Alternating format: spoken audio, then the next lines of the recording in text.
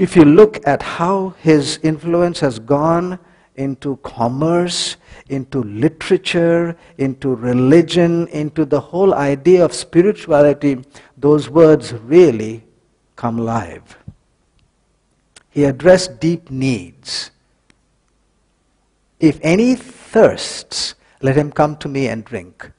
Come to me all who labor and are heavy laden, and I will give you rest. All his teachings, all his miracles were aimed at alleviating something that was distressing somebody else, never for show. What can be more basic than thirst? What can be more welcome than rest when you are tired? How many of us have been tired of life so many times? And those are the points he addressed constantly. He was not worried about those who were watching him. He was worried about the one who he was confronting. And right there, he would delve into the deepest parts of that individual and address their need. And it was so universal that he could say, if anyone thirsts, and if you are tired, come to me. He addressed the naked heart of man and touched the quick of the conscience. And then the seventh one we saw yesterday, he conquered death. At this point, he parts ways with every other founder of every religion on earth. He predicted it. When they came to him and, they were upset, some of the people around him, and said, what kind of authority do you have? You are just a peasant. He turned around and said, there's only one point of authority. Kill me, I will rise again. That's my authority. Now think of it. Will you say that to anyone as your authority? Will anybody on earth say that to anybody else as their authority? Only a fool would say that. Kill me and I'll rise again, and that is my authority. Well, you kill him and he's gone. Unless he meant what he said. And so these seven, unique entrance into history, unique sinless perfection, performing miracles which was open and public, spoke the greatest words, has the most lasting influence, and addressed the deep needs in your heart and mind, and then goes into death, conquers it, and comes back and says, I've got the keys in my hand. It definitely is unique as far as the characteristics in one individual. How about the book? Is the book unique? The way it was written, for instance, amazingly written. Different generations, authors, places, times, moods, styles, continents, and languages. We're going to go through each of them one by one. First author was Moses around 1400 BC, and the last author was John around 100 AD. The writing was approximately 1400 years. Different ages it was written in. Different authors, 40 authors. For instance, Moses was educated, judge, leader. Joshua was a military general. David a shepherd as well as a king.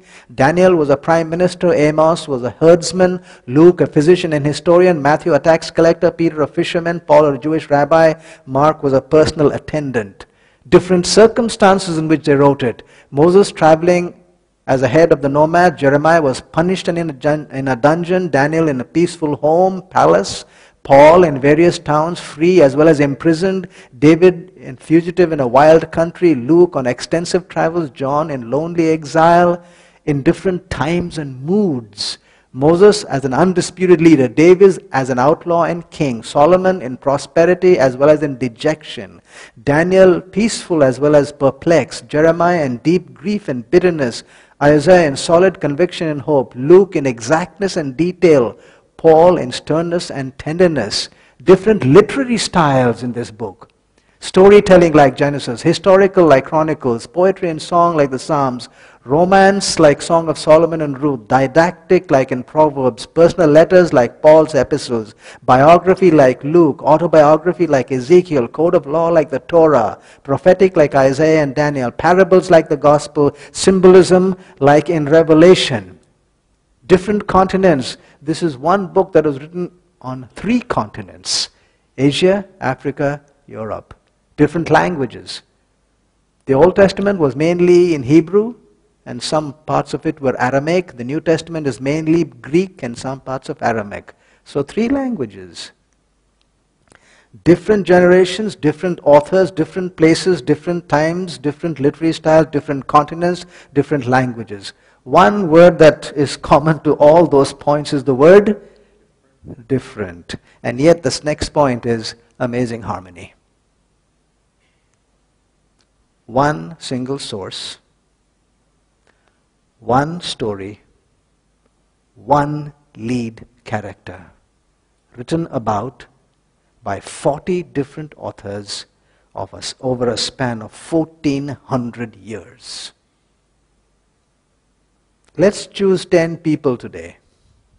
Say the Prime Minister of Australia, one of the captains in your army, a school teacher, a businessman, a scientist, and tell them, write whatever you feel deeply moved to write. Just choose 10. Choose 10 of this generation. And let us see if those 10, writing by themselves, can write one story, one theme, one lead hero. What are the chances? Can you see what has been happening here? If there's one lead character that the source has seen and written about for 1400 years, any honest inquirer should be amazed. Amazing influence. Since the dawn of civilization, no book has inspired as much creative endeavor among writers. No other book in all human history has in turn inspired the writing of so many books as the Bible. Civilization has been influenced more by the Judeo-Christian scriptures than by any other book or series of books in the world. Amazing preservation. Jews preserved it as no other manuscript has ever been preserved. Do you know that they kept tabs on every letter, syllable, word, and paragraph? They would count the first, the middle, the last word of maybe a page or of a paragraph, and if the copied version was any different, and the middle word was not in line with the middle word of the one that was copied by, they just destroyed the whole, what they had done, and they were destroyed many. Some of them have been found, the destroyed versions, and that's how we realize that their copying was really exact. Whoever counted the letters and syllables and words of Plato, Aristotle, Cicero, and Seneca? For 2,300 to 3,900 years, the text of proper names has been transmitted with the most minute accuracy, a phenomenon unequaled in the history of literature. It may safely be said that no other work of antiquity has been so accurately transmitted. How many times we hear of people saying, we don't know. The story was here and it's a little different here, but how do we know whether the real thing was brought to us finally? What we have in our hands is the real thing. If you question this book, you have to question every other work of antiquity. Amazing survival. The only book to be repeatedly banished and attempted to be destroyed completely. And when I went through history on that point, I stopped and I asked myself, why? Have you ever thought of that? Why should this book be destroyed completely? Why not let it be like the other books? No. This book should be destroyed completely. No other book has been so chopped, knifed, sifted, scrutinized, and vilified, and had been subject to such a mass attack as the Bible, with such venom and skepticism upon every chapter, line, and tenet, and it has still not stopped even till today. always attacked from every possible angle. But it still survives, still there today. A good example of how it survived predictions is the prediction of Voltaire. He was a French thinker and a philosopher, brilliant guy. A few centuries ago, he said that this book and the whole meaning of this book, which meant Christianity, would be wiped off within 75 years. That's what his prediction was, and people believed that because he was so brilliant in the way he was thinking. He seemed to know everything. 50 years after he died, there was a society that bought his house and brought some printing presses into his basement, and that society was the Geneva Bible Society, and printed Bibles in his basement 50 years after he died. Emperors and popes, kings and priests, princes and rulers have all tried their hand at it. They die. The book still lives. And you and I are witnesses to that even today because it is still around. Amazing circulation. When you reach about 100,000 books sold, you become a bestseller. And boy, you celebrate. You sell 1 million and you can write home about it. 10 million and you are known the world over. So when you see a book that is going to tens of millions, you know that something really big is happening here.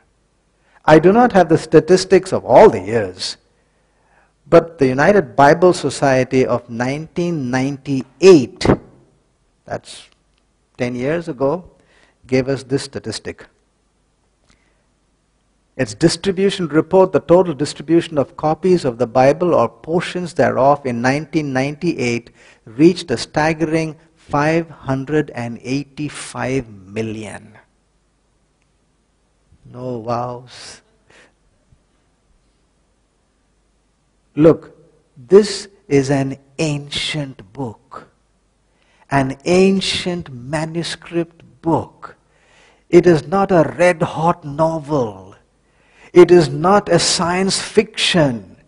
It is not some kind of miracle cure for cancer that was found. Why should this book have 585 million sold out and distributed? Doesn't that raise a question? And doesn't that make you think that there's something big and great going on? Amazing translation. Do you know how many languages the UN has kind of counted on the face of this earth? About 6,000. By the time you reach about 500 or 600, you have covered almost all the population on earth. The rest of those languages are just small pockets here and there. Now there are societies that are doing a translation of this book, the Bible.